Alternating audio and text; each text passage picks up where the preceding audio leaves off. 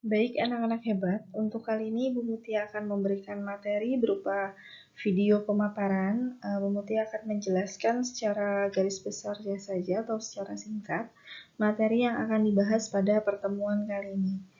Nah, kali ini kita akan membahas materi IPS. Yang akan kita bahas adalah pertama, pengaruh kondisi geografis Indonesia sebagai negara maritim. Lalu yang selanjutnya ada pengaruh kondisi geografis Indonesia terhadap budaya dan alat transportasi. Seperti apa? Langsung kita masuk ke materinya. Untuk materi yang pertama adalah pengaruh kondisi geografis Indonesia sebagai negara maritim. Nah, kalian sudah tahu belum? Indonesia itu merupakan negara maritim. Seperti apa negara maritim? Negara maritim adalah negara yang memiliki perairan yang luas. Dengan kata lain, di sini Indonesia juga disebut sebagai negara kepulauan. Ya, luasnya perairan di Indonesia berpengaruh pada mata pencaharian masyarakatnya. Masyarakat yang tinggal di daerah pesisir biasanya memiliki mata pencaharian sebagai nelayan, petani garam, petani kelapa, pembudidaya mutiara, pedagang, atau pemandu wisata. Jadi di sini banyak sekali jenis-jenis pekerjaan yang ada di daerah pesisir, ya. Tapi pemilihan jenis pekerjaan ini juga dipengaruhi oleh potensi alamnya, tidak serta-merta. Ya, jadi dilihat dulu potensi alamnya seperti apa, bagaimana, apakah di sana banyak wisata atau tidak, terus tempatnya menarik atau tidak, maka jenis pekerjaan yang cocok adalah sebagai pemandu wisata. Lalu apakah di pantai atau di laut tersebut banyak ikannya atau banyak pohon kelapanya, itu bisa dimasukkan ke profesi petani kelapa dan petani garam atau sebagai nelayan. Tidak hanya mempengaruhi kondisi ekonomi, negara maritim juga mempengaruhi kondisi sosial seperti pertukaran budaya. Nah, di sini pertukaran budaya ini terjadi saat melakukan transaksi jual beli. Nah, contohnya ada para pedagang yang berkunjung ke Indonesia, itu ada yang menetap atau hanya bersinggah. Ya, jadi pedagang yang menetap ini akan membawa adat budaya dari daerah asalnya. Hal tersebut mengakibatkan percampuran antara budaya asli dan budaya yang dibawa oleh pedagang dari luar tersebut. Nah, jadi di sini anak-anak tidak hanya mempengaruhi kondisi ekonomi ya. Jadi ya, negara maritim juga mempengaruhi kondisi sosial di daerah tersebut, seperti contohnya tadi pertukaran budaya yang dihasilkan atau yang disebabkan oleh adanya transaksi jual beli antar pedagang dan pembeli. Ya, di sini dilihat bahwa ada dampak positif dan negatif akibat pengaruh kondisi geografis Indonesia terhadap kondisi sosial masyarakat. Nah, di sini dampaknya tidak hanya memiliki dampak positif saja, tapi juga ada dampak negatifnya. Seperti apa dampak positif dan negatifnya? Nah, ini dia dampak positif dan negatif.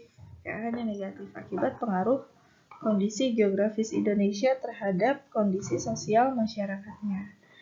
Untuk dampak positifnya, di sini contohnya yang pertama memudahkan komunikasi dan interaksi antar masyarakat.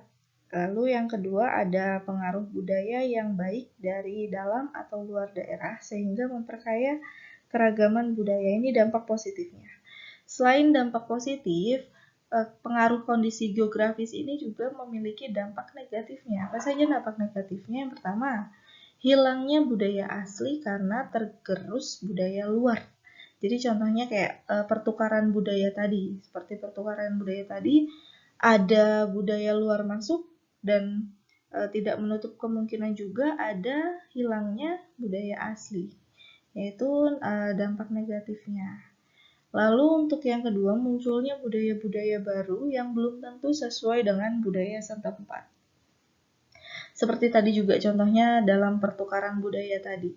Ada salah satu atau beberapa budaya baru yang masuk, tapi tidak sesuai, belum tentu sesuai dengan budaya setempat yang ada. Jadi lebih merugikan kalau bisa dibilang seperti itu.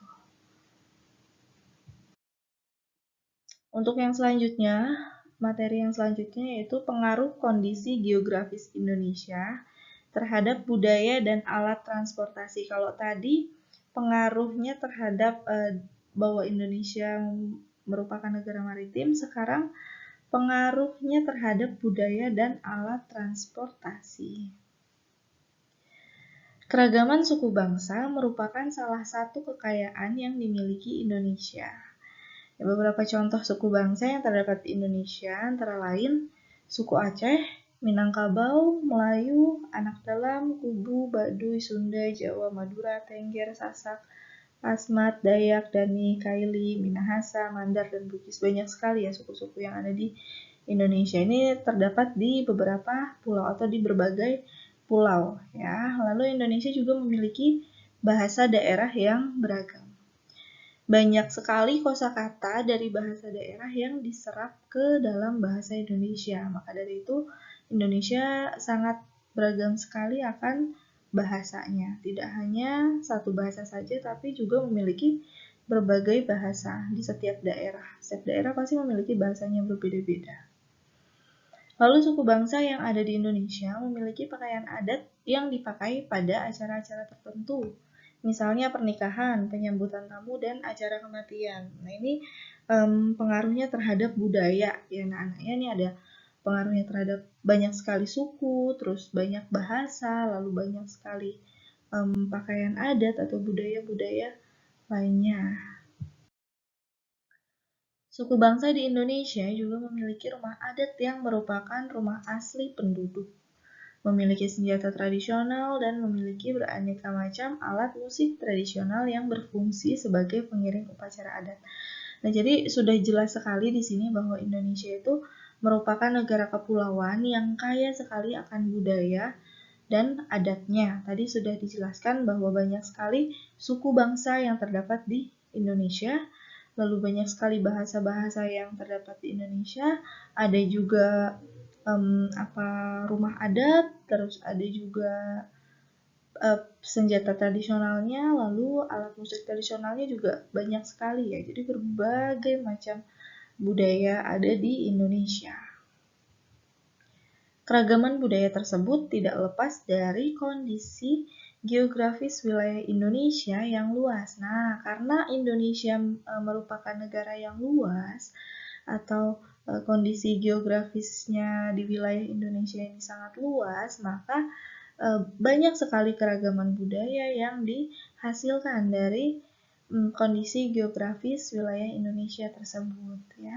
Jadi wilayah Indonesia yang berupa kepulauan juga mempengaruhi jenis transportasi yang digunakan untuk menghubungkan antar pulau, yaitu transportasi udara dan laut. Tidak hanya budaya saja, tapi juga beragam sekali transportasi. Tujuannya apa? Untuk menghubungkan antar pulau. Nah, karena Indonesia itu berupa kepulauan ya, negara kepulauan yang dipisah-pisahkan oleh perairan. Tadi masuknya ke dalam negara maritim, disebutnya sebagai negara maritim. Nah, ini berikut beberapa bandar udara yang terkenal, antara lain bandar udara. Berarti di sini adalah tempat pemberhentian pesawat terbang ya. Yang pertama ada Bandar Udara Sultan Iskandar Muda, di sini terdapat di Aceh. Lalu Adi Sucipto ada di Yogyakarta, Ngurah Rai di Bali, Sentani di Papua, Soekarno-Hatta di Banten, Juanda di Kalimantan Utara, Juanda di Jawa Timur, Hussein Sastra Negara ada di Jawa Barat. Ini beberapa bandar udara yang terkenal yang menghubungkan dari pulau satu ke pulau lainnya dan bisa juga menghubungkan dari negara Indonesia ke negara lain. Di sini tempat pemberhentian pesawat terbang. Selanjutnya ada beberapa pelabuhan juga yang terkenal di Indonesia, antara lain yang pertama ada Pelabuhan Belawan di Sumatera Utara, Pelabuhan Bakauheni di Lampung, Merak ada di Banten, Tanjung Perak di Jawa Timur, Buton di Sulawesi Tenggara, Ketapang di Jawa Timur, Gilimanuk di Bali, dan Lembar di Nusa Tenggara Barat. Ini pelabuhan-pelabuhan yang terkenal ya untuk menghubungkan transportasi laut. Oke, selanjutnya Oke, ini ada latihan soal. Tadi sudah dijelaskan tentang pengaruh kondisi geografis Indonesia.